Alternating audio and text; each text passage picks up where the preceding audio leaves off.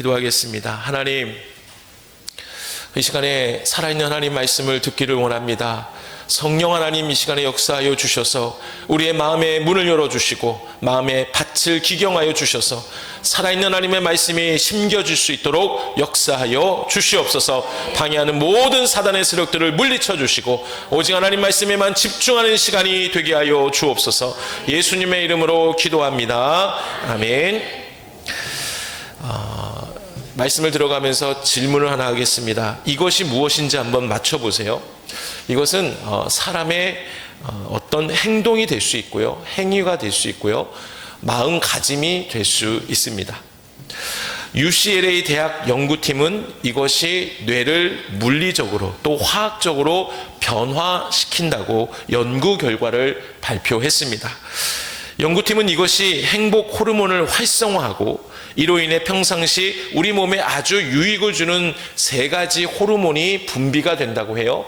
옥시토신, 도파민, 그리고 세로토닌이 분비된다고 합니다. 그래서 우리 몸의 면역 기능을 높여주고 삶을 아주 긍정적으로 살아갈 수 있게 해주고 창의력과 삶의 열정까지 불러일으켜 준다고 말합니다. 그럼 여기서 이것은 무엇일까요?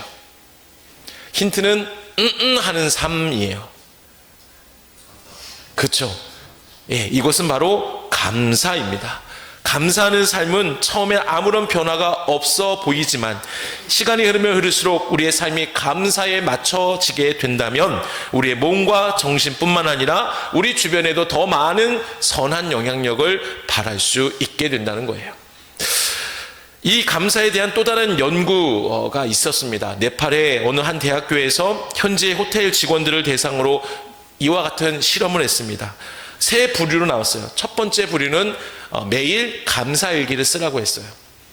2번째 부류에는 매일 업무일지를 쓰게 했어요. 3번째 부류는 아무것도 시키지 않았습니다. 그리고 2주가 지났습니다. 각 그룹별로 살펴보았는데 두 번째, 즉 업무일지를 쓰게 한 2번째 부류와 또 아무것도 시키지 않았던 3번째 부류, 이 부류에는 특별한 차이가 없었다는 거죠. 그러나 감사일기를 쓴 호텔 직원들은 업무 효율이 2배가 늘어났고 일에 대한 만족도 역시 높아진 반면 스트레스는 매우 낮아졌다라고 합니다. 감사일기를 통해 자신이 하는 일에 의미를 계속해서 부여하기 시작했습니다. 더욱 놀라운 사실은 실험이 끝나고 감사일기를 쓰지 않게 했지만 그 영향력이 무려 1달이나 더 같다라는 조사 결과가 있습니다. 이것이 바로 감사의 효과죠. 그래서 성경은 곳곳에서 감사하라고 권유하거나 또 제안하는 것이 아니라 모든 것이 감사와 관련된 것은 다 명령형입니다. 우리가 잘 알고 있는 데살로니가 말씀에 범사에 감사하라. 이거는 명령형이에요. 권유가 아니에요. 그 이유는 그만큼 감사가 꼭 우리 삶 속에 필요한 것이고 또 한 가지는 감사하는 삶이 그렇게 어렵기 때문에 이렇게 명령을 통해서 하라고 말씀하시는 거예요. 그러나 분명한 것은 감사는 내 삶을 긍정적으로 선하게 바꾸어 갈 수 있기에 감사는 우리 삶에 꼭 필요합니다.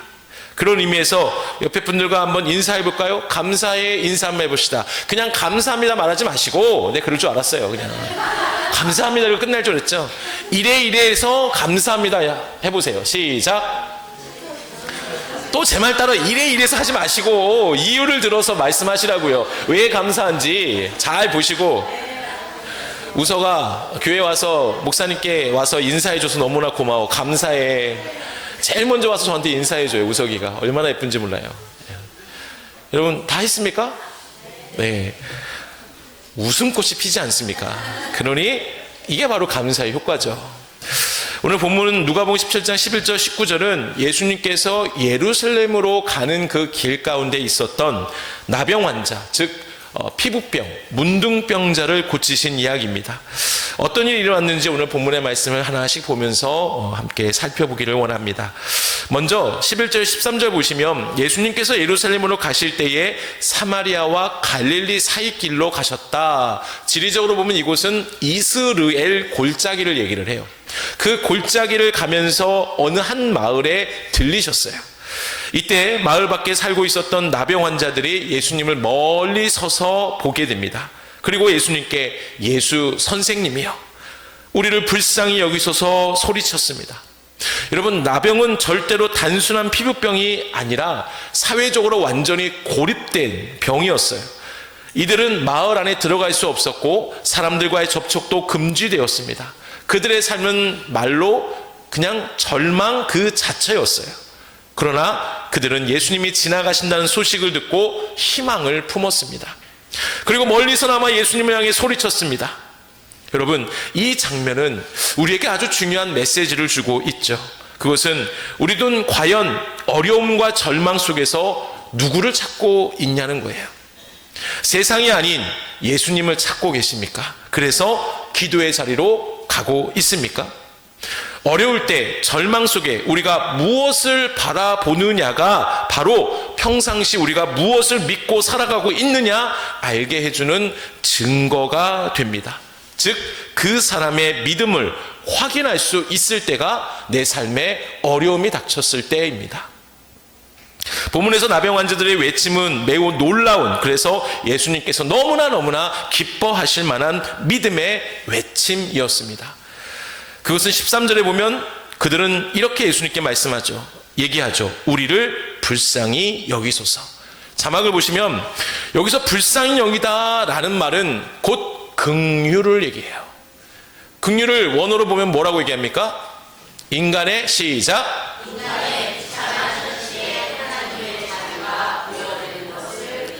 네, 성경에서 긍휼이라는 헬라어 원어를 찾아보면 정말로 절망 가운데 그 있는 사람 안에 하나님의 놀라운 능력과 하나님의 인도하심의 은혜가 그 사람에게 자비로 다가가서 그 문제를 해결해 주시고 보호해 주신다라는 의미가 담긴 것이 긍휼이른 것이죠.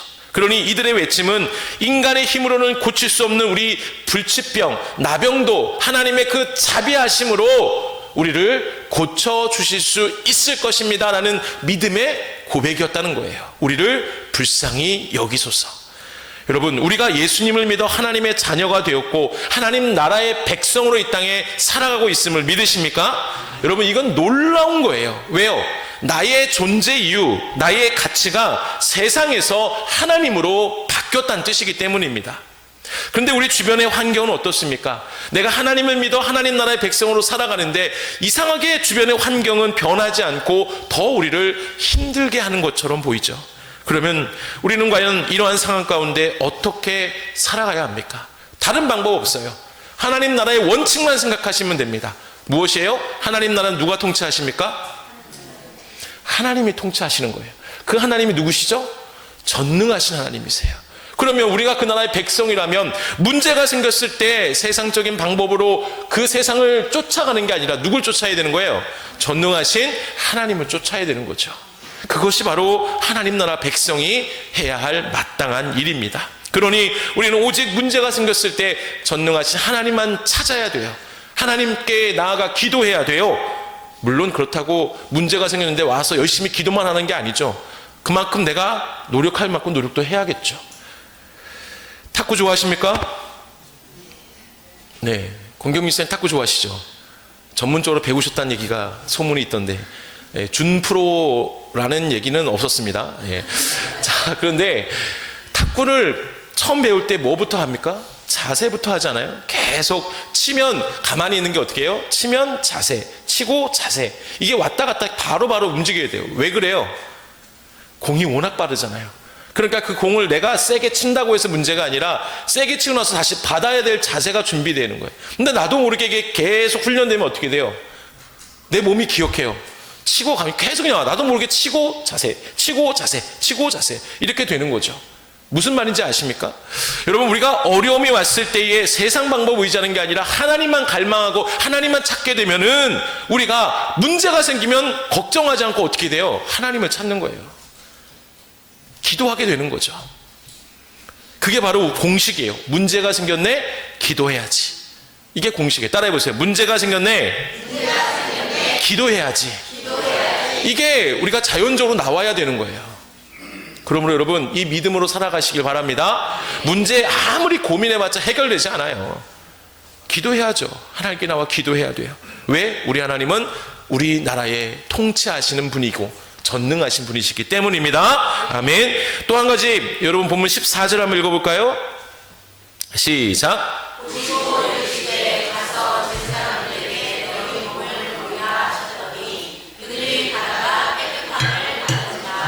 아멘. 이 나병 환자들의 고백, 믿음의 고백, 우리를 불쌍히 여기셔서 이것이 예수님 마음에 흡족한 거예요. 그들의 믿음이 예수님이 아셨던 거죠. 그리고 그들에게 바로 말씀하신, 뭐라고 합니까? 가서 제사장들에게 너희 몸을 보이라. 여러분 이거 잘 생각해 보세요. 예수님께서 이 말씀하시는 그 순간에 즉시 이들의 병이 나았습니까? 아니에요. 여러분 잘 생각해 보셔야 돼요. 이들의 병이 예수님 말씀하실 때, 제사장으로 가서 보이라 라고 했을 때 나은 게 아니에요. 제사장으로, 당시 앞에서 말씀드린 것처럼 제사장으로 보이는 것은 이들의 정결 절차였어요. 나병 환자들은 떨어져간 삶을 살았어요. 근데 그들이 온전한 삶을 다시 할 수 있는 방법은, 병이 먼저는 제일 첫 번째 치유돼야겠죠. 그죠? 그런 다음에 제사장들에게 보이는 거예요. 나 깨끗이 나았습니다. 그러면 제사장들이 인정해주면 간단한 정결 예식을 통해서 사회로 돌아가는 거예요. 근데 예수님께서 말씀하시잖아요. 가서 보이라. 이건 뭐예요? 먼저 몸이 나아야 되는 조건이 있어야 되는 거죠. 근데 예수님 말씀하실 때는 병이 낫지 않았습니다. 무슨 말일까요? 이들은 어떤 선택을 합니까? 예수님이 가서 보이라라고 했을 때 그 다음에 어떻게 선택을 해야 이들이? 직접 간 거예요. 예수님을 말씀을 믿고 제사장들을 만나러 길을 떠났다는 거예요. 병이 치유되지 않은 상태로 갔다라는 것이에요. 그리고 가는 도중에 정말 말씀하신 대로 병이 나음을 입게 된 거예요. 할렐루야. 여러분 이 말씀에 우리가 이런 질문할 수 있습니다. 기적은 언제 일어납니까? 기적은 언제 일어납니까? 이들이 병이 치유된 그 시기는 예수님이 가서 제사장에게 너희 몸을 보이라 말씀하실 때가 아니라, 그들이 예수님의 이 말씀을 믿고 믿음으로 제사장으로 갔을 때, 순종했을 때 역사가 일어난 것이에요. 할렐루야. 이것이 바로 우리의 중요한 신앙의 공식이에요. 하나님의 역사와 기적은 우리의 믿음으로 순종할 때 일어나는 거예요. 베드로가 얼마나 전문 어부였습니까? 그런데 하루 왼종일 고기를 잡는데 잡지도 못했어요. 근데 갑자기 듣보잡 한 사람이 나타나 깊은 데에서 데려가서 그물을 던지라고 합니다. 듣보잡이 뭐예요? 그 다음에요. 인터넷 은어예요. 듣도 보도 못한 잡놈, 이것을 줄여서 듣보잡이라고 해요. 아니 감히 어떻게 목사님 예수님한테 듣보잡이라고 하십니까? 그냥 베드로의 입장에 생각해 보세요. 내가 어부 전문가였어요. 근데 생판 한 번도 보지 못한 사람이 와서 깊은 데 가서 그물 던지래요. 그러니까 베드로 입장에서 어떻게 해요? 듣보잡이죠, 예수님은. 근데 그가 어떻게 합니까? 말씀을 의지하여 던집니다. 그럼 내렸더니 어떻게 돼요? 많은 물고기를 잡게 되지 않습니까? 이 사람이 누구예요? 예수님이시잖아요. 여러분 이것이 바로 순종의 놀라운 결과입니다. 우리는 과연 얼마나 하나님의 말씀을 따라 순종하는 삶을 살고 있습니까? 아니면 눈에 보이는 확실한 증거만 기다리고 있진 않습니까? 자로 재고 있진 않습니까? 순종하지 않고 기적만 바라보고 있진 않습니까? 강단 안에서 선포된 말씀을 듣고 끝나면 절대로 안 돼요.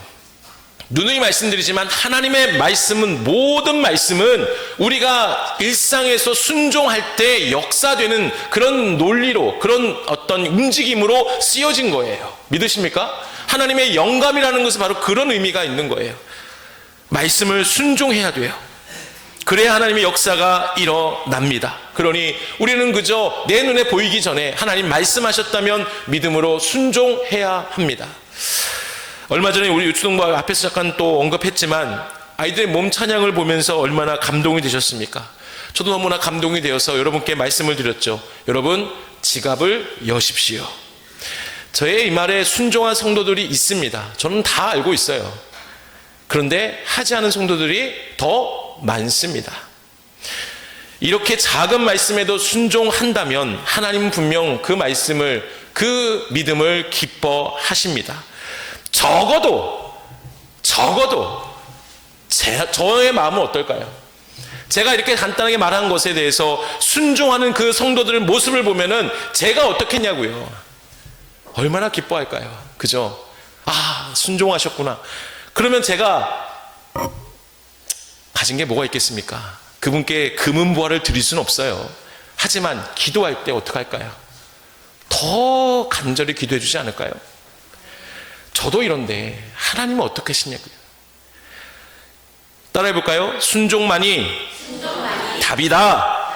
여러분, 이것이 공식이에요. 외우세요. 순종만이 답입니다.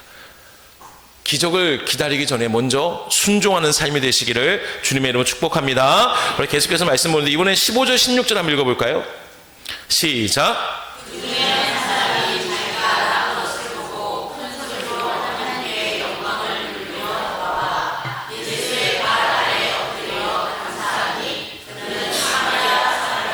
아멘.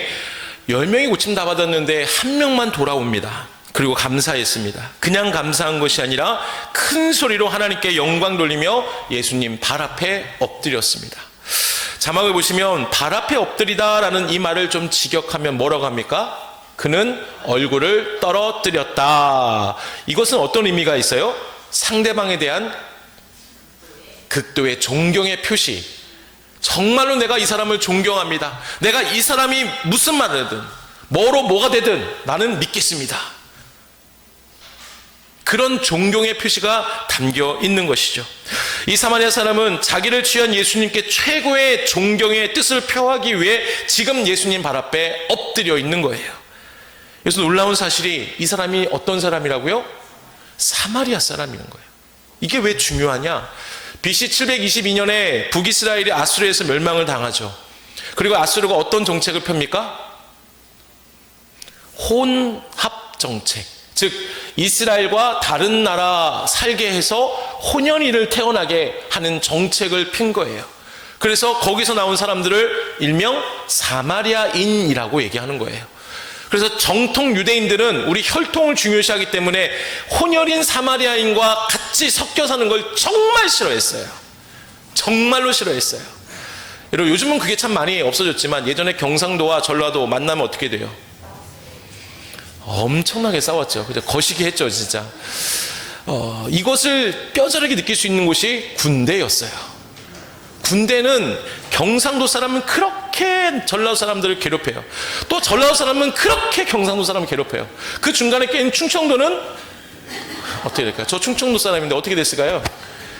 그냥 아무렇지 않았어요. 저들은 왜 저럴까까지 생각해요. 여러분, 경상도 전라도 제가 뭐 나누려는 게 아니라 이것과 비교할 수 없는, 아예 인간 취급을 하지 않았던 게 유대인이 사마리아인을 보는 거예요. 또 사마리아인 당연히 유대인을 어떻게 볼까요? 좋게 보지 않았어요. 그런데 사마리아인이 지금 누구 앞에 엎드린 거예요? 예수님 앞에. 그 예수님 누구예요? 유대인인 거죠. 그러면 그의 마음이 얼마나 지금 하나님 예수님 앞에 감사하고 있는지 느낄 수 있지 않을까요? 너무나 큰 진실된 감사의 마음이 있었다라는 겁니다. 근데 저는 이 말씀 묵상하면서 참 재밌는 것이 뭐냐? 아니, 왜 9은 돌아오지 않았냐는 거죠. 사마리아인도 이렇게 돌아와서 감사를 표할 수 있었는데 왜 9명 그 유대인들은 감사하지 않았을까요? 이것을 우리가 한번 돌아보기를 원합니다. 사실 본문 전체를 봤을 때에 이 왜 돌아오지 않았냐에 대해서 정확하게 언급은 안 해요. 그러나 이 본문의 흐름과 또 인간적인 인간의 심리를 고려해 볼 때 한 3가지 정도 생각해 볼 수 있습니다. 가장 먼저 자막을 보시면 이들이 9명이 돌아오지 않는 이유, 첫 번째 뭐라고 합니까?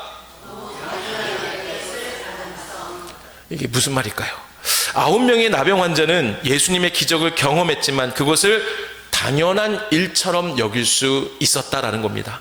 그들은 남에게 낫는 순간 당연히 이렇게 되어야 하는 일이야 라고 생각할 수도 있었다라는 겁니다. 자신들이 예수님께 도움을 그냥 요청했고 기도했고 예수님이 응답하셨으니 당연히 이건 내가 받을 수 있는 은혜야 라고 여겼을지도 모른다는 겁니다. 여러분, 우리도 하나님께 받은 많은 복이 있습니다. 그런데 그 복을 받았음에도 불구하고 그 은혜를 당연히 여기고 감사하지 않는 경우가 있지 않냐는 거예요. 솔직한 마음으로 제가 묻는 이 질문에 그렇게 했는지 하지 않았는지 한번 스스로 대답해 보세요. 제일 먼저, 혹시 병 고침을 받아 하나님께 감사하셨습니까? 문제가 있었는데 그 문제가 나도 모르게 해결되었을 때 감사하셨습니까? 그래요. 이 두 가지는 감사할 수 있어요. 근데 이 질문, 오늘 아침 눈을 떴을 때에 생명을 연장해 주신 하나님께 감사하셨습니까? 여러분 기억하세요. 우리가 지금 누리고 있는 것이 절대로 당연한 것으로 여기지 마시라는 거예요. 모든 것이 하나님의 은혜라는 겁니다. 우리가 아는 은혜라는 찬양 가사 기가 막히지 않습니까? 아침 해가 뜨는 것, 저녁의 노을, 봄의 꽃향기, 가을의 열매, 변하는 계절의 모든 순간이 당연한 것이 아니라 하나님의 은혜라고 고백합니다. 믿으십니까? 그러므로 우리에게 주어진 모든 것이 하나님의 은혜입니다. 자, 따라해 볼까요? 모든 것이 하나님의 은혜입니다. 이것이 매일 우리의 삶 속에 매 순간 고백이 되기를 간절히 바랍니다. 또 두 번째, 왜 9은 돌아오지 않았을까? 읽어볼까요? 시작. 자신의 삶이 바빠졌을 가능성. 네, 이것이 가장 큰 이유가 되지 않을까 생각해 봅니다. 나병이 나았다라는 것은 단순히 병이 치유된 것이 아니죠. 앞에서 말씀드린 것처럼 그들은 이제 사회로 복귀할 기회를 얻었다는 의미입니다. 그동안 가족과 떨어져 살았던 이들이 이제 가족을 만나야겠다라는 생각에 감사하는 것을 잊었을 수도 있습니다. 직업을 잃고 격리되었던 사람들은 이제 다시 정상적인 생활을 해야겠다라는 마음이 앞섰을 겁니다. 즉 감사보다는 이제 무엇을 해야 할까라는 현실적인 문제에 더 집중한 것이죠. 그렇습니다. 여러분, 우리도 바쁜 삶 속에서 하나님께 받은 은혜를 잊어버릴 때가 너무나 많이 있습니다. 바쁜 일정과 또 일반적인 걱정들 속에서 감사의 자리를 놓칠 때가 있다라는 말이죠.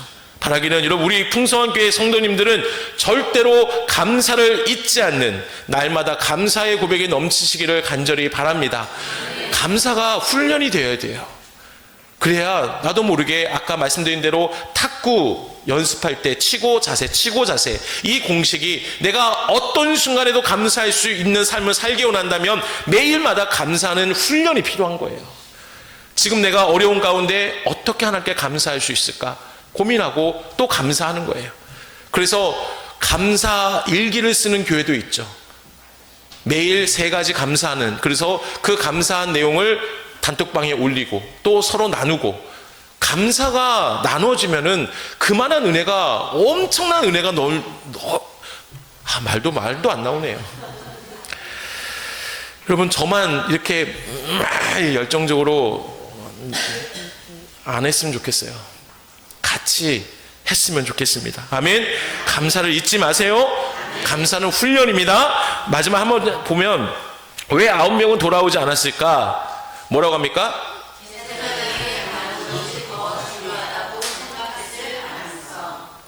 네, 가서 제사장들에게 너희 몸을 보이라라고 예수님 명령하셨죠. 이 말은 율법적으로 그들의 깨끗함을 보이고 사회로 복귀하라는 뜻입니다. 그러니 9명은 예수님의 명령대로 제사장에 가는 것이 더 중요하다 생각했을 겁니다. 이는 감사보다 율법의 절차를 지키는 것이 더 우선이라고 여겼을 가능성이 있다라는 것이죠. 그러나 단 한 사람, 사마리아인은 제사장에 가는 것보다 먼저 예수님께 돌아와 하나님께 영광을 돌렸습니다. 그렇습니다. 우리도 종종 신앙의 형식에 집중하면서 정작 하나님께 감사하는 마음을 잊어버릴 때가 있다라는 것이죠. 처음에 우리가 예수님을 믿었을 때에 그 감동과 기쁨으로 인해서 모든 상황에 감사가 흘러나오지 않았습니까? 찬양이 흘러나오지 않았습니까? 그런데 시간이 흘러서 첫사랑을 조금씩 잊어버리니까 나도 모르게 교회는 나와야겠고, 그러다 보니까 형식적인 삶에 빠져서, 신앙의 형식에 빠져서 제일 중요한 감사를 잊어버릴 때가 너무나 많다라는 거예요. 내가 봉사할 수 있는 게 감사의 조건이 되는데 내가 이 봉사 힘들게 왜 하고 있는지 모르고, 그죠? 물론 우리 교회 분들은 안 계시죠, 그런 분들이. 맞습니까? 네. 그러니까 형식에 빠져서는 안 돼요. 우리는 오직 제일 중요한 것은 우리의 삶은 감사가 되어야 된다라는 것을 얘기합니다.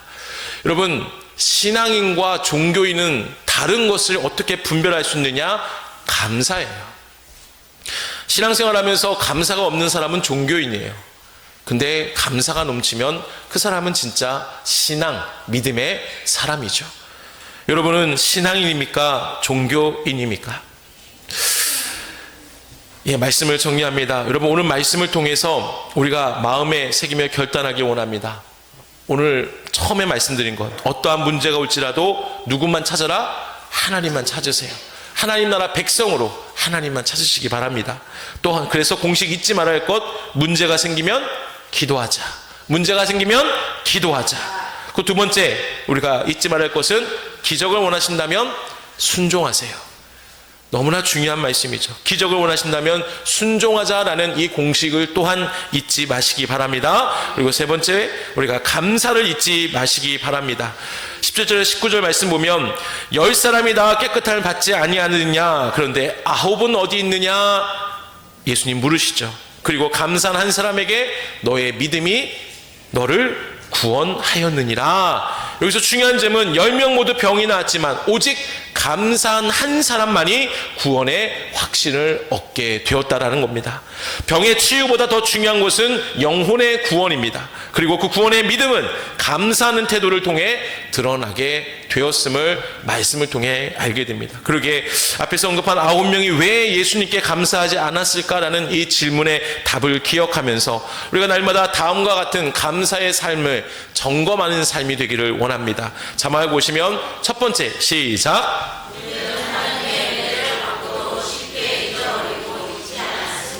두 번째, 세 번째,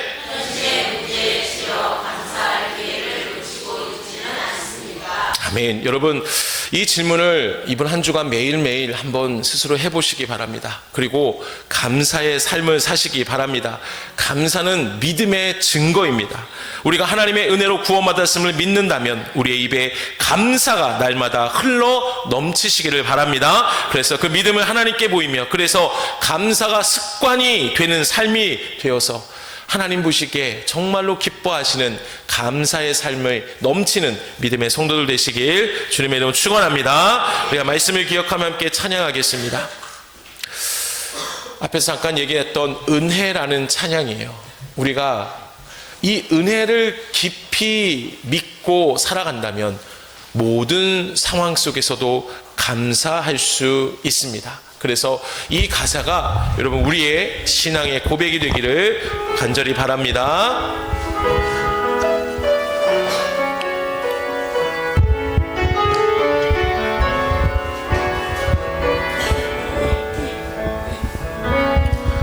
내가 누려왔던 모든 것들이, 내가 지나왔던 모든 순간이, 내가 걸어왔던 모든 순간, 당연한 것 아니요 은혜였소. 당연한 것 아니라 은혜였소. 아침 해가 뜨고 저녁에 노을, 봄의 꽃향기와 가을의 열매, 변하는 계절의 모든 순간이 당연한 것 아니라 은혜여. 모든 것이 은혜, 모든 것이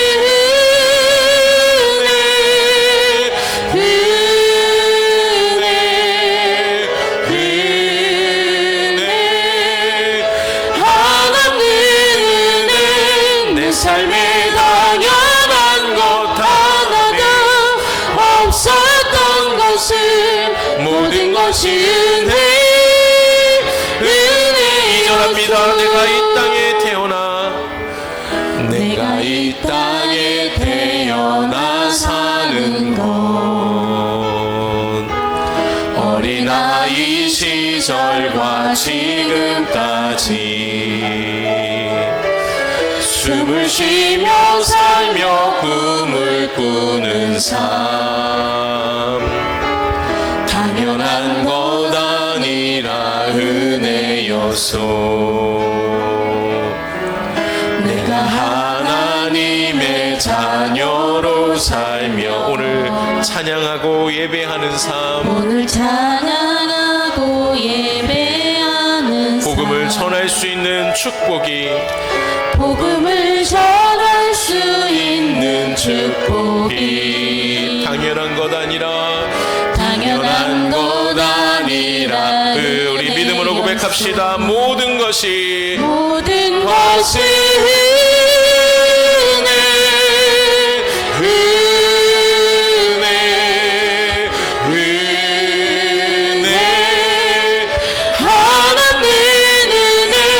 내 삶에 당연한 것 하나도 없었던 것을 모든 것이 은혜였소. 시간 기도하길 원합니다. 하나님 나라 백성으로 기쁨으로 살아가기 원하지만 때론 다가오는 고난으로 인해 힘이 들 때가 있습니다. 이때 세상 친구 바라보지 말고 문제가 생기면 기도하자라는 공식을 기억하며 오직 하나님만 붙잡는 삶이 되게 하여 주옵소서. 또 하나님의 역사와 기적은 오직 우리가 믿음으로 순종할 때 이루어진다라는 것을 믿고 어떤 순간에도 순종하는 삶을 살게 하여 주옵소서. 우리의 삶에 감사가 사라지지 않는 감사의 삶이 되어서 어떠한 상황 속에도 긍정적이고 행복한 삶 그리고 우리를 통하여 감사의 선한 영향을 전달되는 삶이 될 수 있도록 하나님 우리가 믿음의 고백 감사의 삶을 절대로 쉬지 않게 해달라고 이 시간 우리 주여 한번 외치시고 기도하겠습니다. 주여 살아계신 아버지 하나님 감사합니다. 하나님 오늘 말씀이 로고스로 끝나지 않고 하나님 살아 역사하시는 레마의 말씀으로 하나님 내 삶에 실천하며 살아가기를 간절히 원합니다. 하나님 우리가 말씀을 기억하면서 우리가 기억하는 절대로 잊지 말아야 세 가지 공식을 마음에 새기며 나아갑니다. 하나님 문제가 생겼을 때 기도하게 하여 주옵소서. 세상 의지하지 않게 하여 주옵소서. 딴 것에 바라보지 않게 도와주시고 전능하신 하나님 우리나라의 통치자 되시는 하나님만 바라보게 하여 주시옵소서. 아버지 하나님 우리가 간절히 원합니다. 하나님 우리가 기적을 바라는데 하나님 우리가 혹시 순종도 하지 않고 기적만을 바라고 있지 않습니까? 하나님 우리의 삶에 기적이 필요합니다. 오직 하나님의 은혜가 필요합니다. 그러기 위해서 먼저 우리가 순종의 길을 걸어가게 하여 주옵소서. 순종하게 하여 주시옵소서. 또 우리가 감사가 쉬지 않기를 원합니다. 감사를 훈련하며 감사를 습관하며 나가기를 원합니다. 하나님 나를 구원해 주신 것이 하나님의 은혜입니다. 당연한 것 하나도 없습니다. 하나님이 하셨고 하나님이 도와주셨고 하나님이 인도해 주심에 우리가 믿사오니 주여 우리가 날마다 그 은혜를 기억하며 감사하며 살게 하여 주옵소서. 감사하는 성도들이 되게 하여 주옵소서. 하나님 나라의 백성으로 살아가는데 너무나 말할 수 없는 어려움이 다가올 때가 있습니다.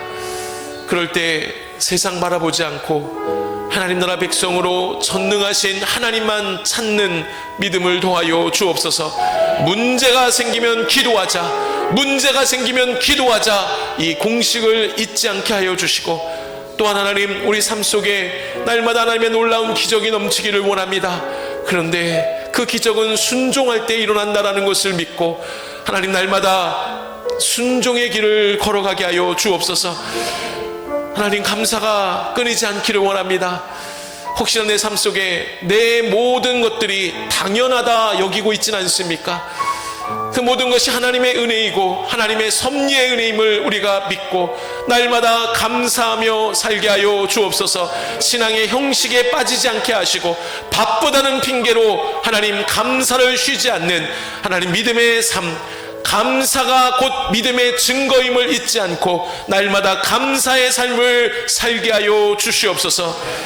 지금은 예수 그리스도의 은혜와 하나님의 크신 사랑하심과 성령님의 인도하심이 오늘 말씀을 듣고 그렇게 살기로 결단하는 모든 성도들 머리 위에, 저들에게 가정과 저들의 일터 위에 영원토록 함께 하실 것을 간절히 축원하옵나이다. 아멘, 아멘, 아멘. 감사합니다.